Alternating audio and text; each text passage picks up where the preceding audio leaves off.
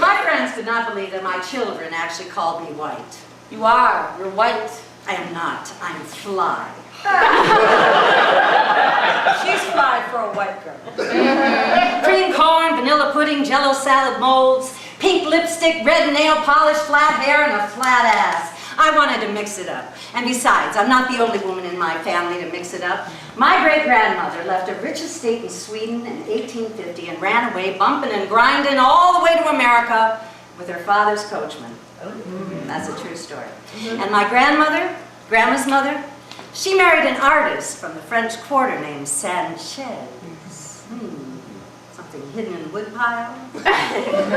And when my mother grew up, she removed the Z off the end of her father's name and replaced it with an ES to make it sound French. Sanchez.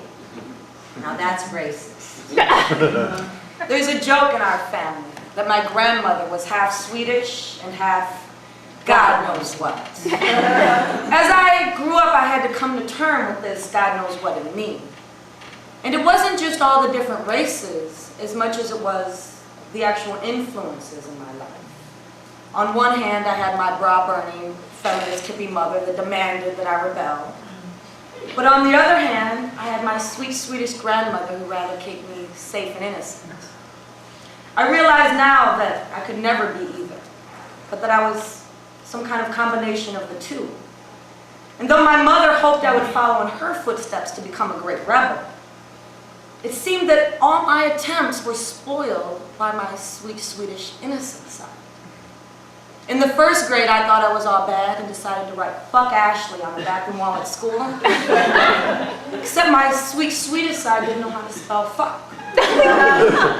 So I just wrote F-U-C and properly signed my full name right at the bottom.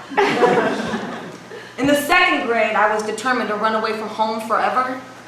Except my sweet Swedish side only packed my entire panda bear collection because I was more concerned with who was going to take care of them if I was gone. I quickly realized this was not going to be a good idea and came home and put everyone to bed. Needless to say, my mother was not impressed with these half-assed attempts at rebellion. Fear destroys an artist's mind. Those were my mother's words to me. That's right, damn it. Stand on your own 2 feet. I think my greatest fear is my daughter not rebelling, not standing on her own 2 feet, not trying something different, not interacting with the world, not having faith in herself. My mother lived in fear, and I refuse to go there. Fear destroys an artist's mind. In the end, I don't even remember whether Grandma even remembers saying those words to me back in 1964.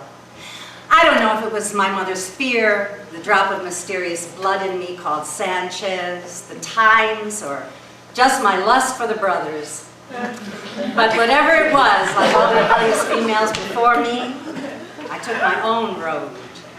a mother's words. It's crazy, isn't it? The power of simple words to shape and to hurt. Nappy-headed hose. 3 years ago, my father passed away and my Swedish mother came to live with me, and my second African-American husband. My friends asked... Are you out of your mind? No, I said, we're going to face this nappy phobia. But what happened was unexpected.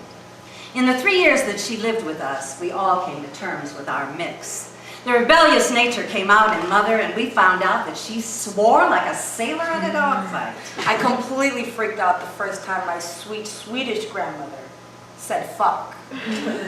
I remember one night we were in the hospital room, and we'd been waiting in the emergency room for about 3 hours, and my mother had had it. And she says, "Tell those bitches to hurry up." "Ma, come on," I said. "They're busy. They're doing the best that they can."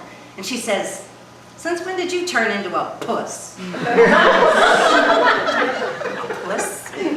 I think that was a sweet Swedish way of my mother calling me a pussy. Did my mother just call me a pussy? A mother's words. I remember coming home from work one night and hearing this loud laughter coming from the back bedroom. When I opened her door, there was my sweet Swedish grandmother laying there watching Chris Rock and laughing her ass out. "Sit down," she said. "He's my favorite." I, on the other hand, had to come to terms with my domestic side. I cooked for her and cared for her, and I became the Swedish mother. baking cinnamon rolls and serving her Swedish coffee and pickled herring and limpa bread with lingonberries. Yeah, I know you Swedes out there know what I'm talking about. And in the end, I realized that it had never really been hateful racism as much as it was just fear. It's all fear. My grandmother just wanted my mother's life to be as simple and carefree as possible. It didn't make her a racist, just a mother dealing with her own fear. My sweet Swedish grandmother passed away this Christmas at 83. Right before she left, she opened her eyes out of a coma which had been brought on by a massive heart attack and stared at us for 5 minutes, just to let us know she was present, showing strength and making jokes until the very end.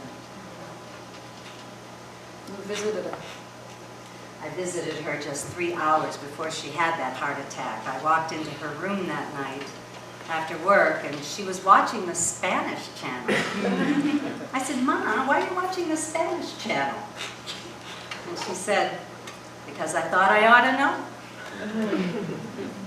Well, whatever it was, I chose to see myself in my grandmother. She was a part of me, and I was a part of her. And as much as my daughter was that nappy-headed grandchild that my mother always feared, I think that when she looked at me, she saw the fair, light-skinned Swedish girl she was when she was my age, and loved me just the same. My mom called it racist. I called it family.